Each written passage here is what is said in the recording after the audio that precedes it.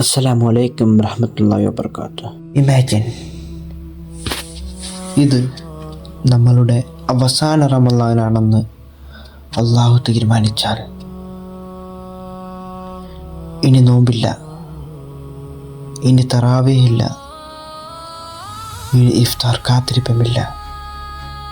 ഒന്ന് ആലോചിച്ചു നോക്കൂ, ഈ റമളാനിൽ നമ്മൾ എങ്ങനെ ജീവിക്കും? ഈ ചോദ്യം ഒരിക്കലും ഒഴിവാക്കരുത്. കാരണം മരണം അത് നമ്മൾ കരുതുന്നതിനേക്കാൾ അടുത്താണ്. റമളാൻ വെറും ഒരു വിശപ്പ് സഹിക്കുന്ന മാസമല്ല. പലരും കരുതുന്നത് ഭക്ഷണം കഴിക്കാതെ ഇരുന്നാൽ Ramadan. But Ramadan is A gift. അതൊരു സമ്മാനമാണ്, നമ്മുടെ പടച്ച റബ്ബിൻ്റെ സമ്മാനം. അള്ളാഹു നമ്മളുടെ ഹൃദയം മാറ്റാൻ നൽകിയ അവസരം.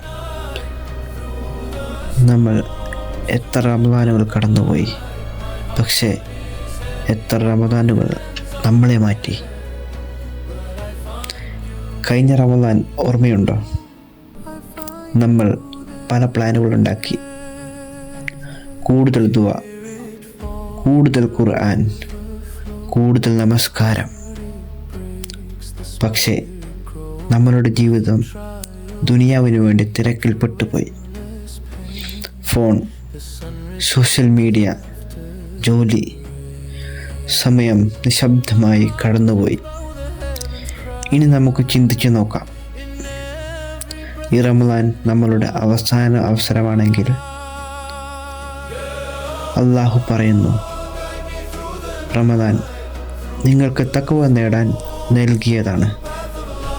വെറും നോമ്പല്ല, വെറും വിശപ്പല്ല, അത് ഹൃദയം ശുദ്ധീകരിക്കാനുള്ള പരിശീലനം.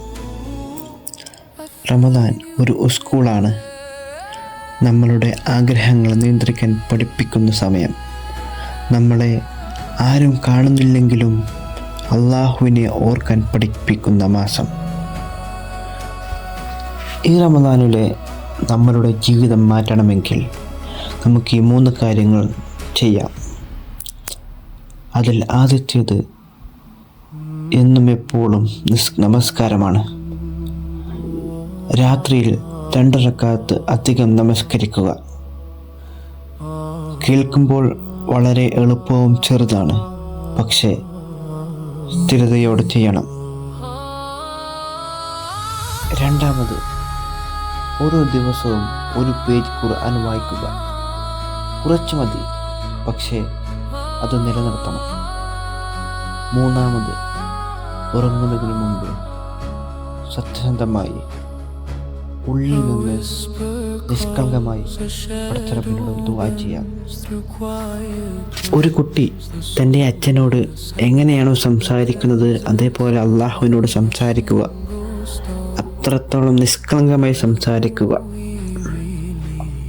നമ്മൾ ഇപ്പോൾ തിരക്കിലായിരിക്കാം. ജീവിതം ദീർഘമാണെന്ന് നമുക്ക് കരുതാം, പക്ഷേ ആരും അറിയുന്നില്ല ഏത് റമളാൻ ആണ് നമ്മുടെ അവസാന റമളാൻ എന്ന്. അതിനാൽ ഈ അവസരം കളയരുത്. അല്ലാഹുവേ, ഇത് ഞങ്ങളുടെ അവസാന റമളാനാണെങ്കിൽ ഞങ്ങളുടെ ജീവിതത്തിൽ